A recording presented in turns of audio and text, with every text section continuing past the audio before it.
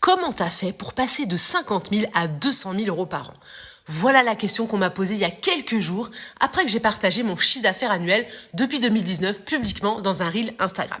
Et il y a une personne qui m'a demandé « Tiens, ce serait intéressant que tu nous dises les décisions stratégiques qui ont été la raison des gros shifts de chiffre d'affaires que tu as eu quand par exemple tu es passé de 50 000 à 150 000 ou 150 000 à 200 000. » En me posant moi-même la question, je me suis rendu compte d'un truc.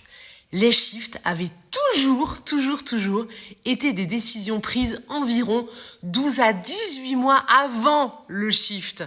Et que à chaque fois, ça avait commencé par une seule question puissante, toujours la même.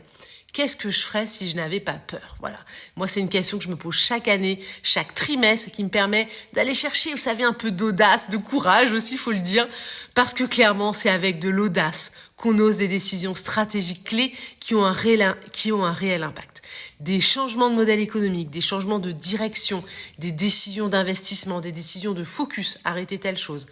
Clairement, c'est pas parce que tu changes la couleur d'un bouton sur ton site que ton chiffre d'affaires fait x3, ok?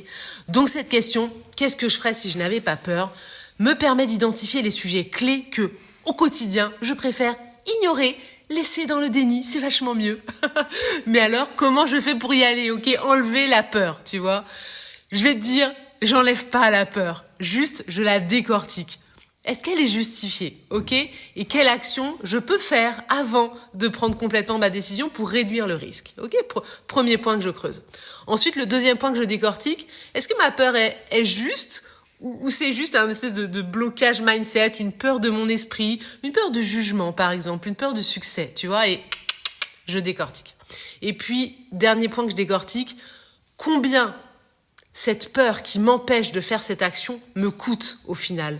Le prix de ma résistance. Qu'est-ce que je gagnerais si je lâchais prise? Tu vois, au lieu de regarder ce que je peux perdre, je regarde ce que je peux gagner. Voilà. Et tout ça, ça me permet de finalement me poser les bonnes questions. Ça réduit un peu ma peur, voilà, mais ça la réduit pas à zéro, ok, jamais.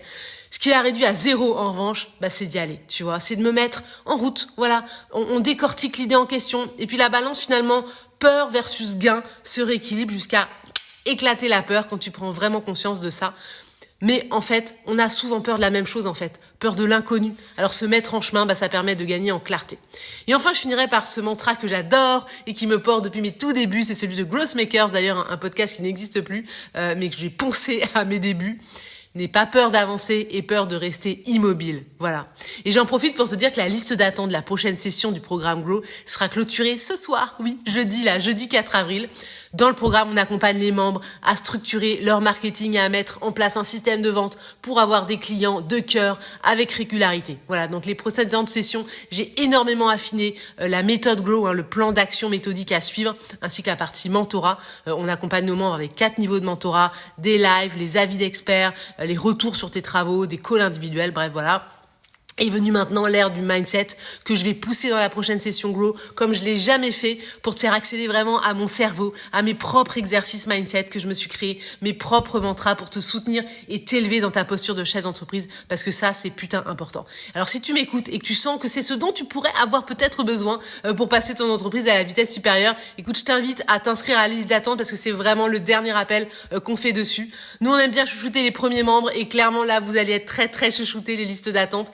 Il y a de la remise, il y a de la possibilité de démarrer avant tout le monde, vous aviez un call bonus même offert, il y a aussi la possibilité de m'avoir moi en appel découverte plutôt qu'un autre membre de l'équipe. Ok, ça je sais pas comment tu l'évalues, mais moi j'ai pris la décision de plus prendre les appels découvertes pour me concentrer sur la partie pédagogie et mindset du programme. Donc les premiers appels, ceux qui sont ouverts sur la liste d'attente que j'ai déjà commencé là, c'est moi qui vous aurez au téléphone. Voilà. Donc si ça t'intéresse, il faut juste que ton nom soit sur la liste. Voilà. Ciao ciao, bye.